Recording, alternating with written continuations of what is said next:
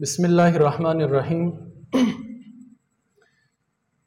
انسانی سرشت پر اگر غور کیا جائے تو کچھ ایسے سوالات ہیں جن سوالات کے جوابات انسان اپنی پیدائش سے لے کر قبر کی آغوش میں چلے جانے تک ڈھونڈتا رہتا ہے، اور یہ سوالات بلا رنگ و نسل، بلا کسی لسانی گرو سے تعلق رکھنے کے واسطے یا بغیر کسی خاص مذہب کو فالو کرنے کے، ہر انسان کے ذہن میں یہ سوالات ابھرتے ہیں، اور ان سوالات کا جواب وہ حاصل کرنا چاہتا ہے۔ ان میں سے ایک اہم سوال یہ ہے کہ کامیابی کیا ہے؟ بہت سارے دانشور، اہل فلاسفہ، موٹیویشنل سپیکرز اور دیگر عقل و دانش کے صفوں سے تعلق رکھنے والے لوگ اپنے مشاہدات، تجربات کو الفاظ کی شکل دے کر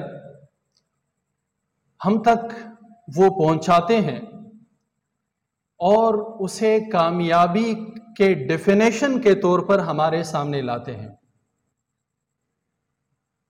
لیکن جس طرح ایک انسان دنیا جہاں کے تمام مشاہدات کا حامل نہیں ہو سکتا، جس طرح ایک انسان دنیا جہاں کے تمام تجربات کو لے کر نہیں پھر سکتا، اسی طرح اس کے کامیابی کا ڈیفینیشن بھی لمیٹڈ ہوتا ہے، کیونکہ ہر انسان جب کامیابی کو ڈیفائن کر رہا ہوتا ہے تو وہ اپنے علم، مشاہدے اور تجربے کی بنیاد پر ڈیفائن کرتا ہے۔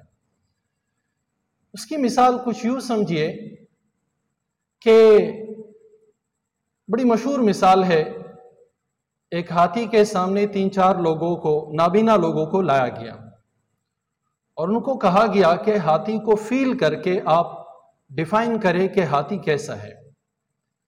ایک شخص جو اس کے کمر کے قریب تھا، اس نے ہاتھی کے کمر پر ہاتھ پھیرا تو اس نے کہا کہ ہاتھی تو دیوار جیسا ہے۔ دوسرے نے دیکھا، اس کے پاؤں کو فیل کیا تو اس نے کہا ہاتھی تو بالکل پلر جیسا ہے۔ تیسرے نے ان کے کانوں کو ہاتھ لگایا تو انہوں نے کہا یہ تو کسی ململ سے بنے ہوئے کپڑے کی طرح ہے۔ ان تینوں اشخاص کے مشاہدات یا تجربات میں جو کچھ آیا، اس بنیاد پر ہاتھی کو ڈیفائن کرنا، اور جتنا انہوں نے ڈیفائن کیا وہ درست تھا۔ لیکن کیا ہاتھی مکمل طور پر ڈیفائن ہوا؟ تو ہمارا جواب ہوگا نہیں۔ ہاتھی کی یہ ڈیفینیشن، تینوں کی ڈیفینیشن صحیح ہونے کے باوجود انکمپلیٹ ہے، بہت لمیٹڈ ہے۔ اسی طرح جب ورڈ سکسیس کو یا کامیابی کو ہم ڈیفائن کرتے ہیں اپنی تجربات، اپنے مشاہدات کے بل بوتے پر، تو یہ ڈیفینیشن لمیٹڈ اور انکمپلیٹ ہوا کرتا ہے۔ اب ایک دوسری جہت ہے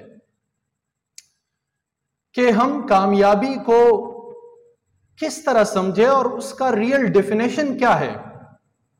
تو بہت آسان سا جواب ہے